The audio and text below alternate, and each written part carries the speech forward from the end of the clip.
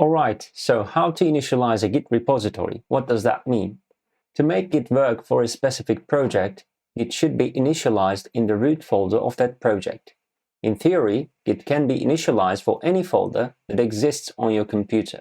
In practice, we mostly use it for source code. Here I'm in my terminal. First, we need to make sure that we have Git installed on our machine with git version command. So I have it. If you see something like command not found, that means you don't have it. In this case, please check the description below for the links of installation instructions.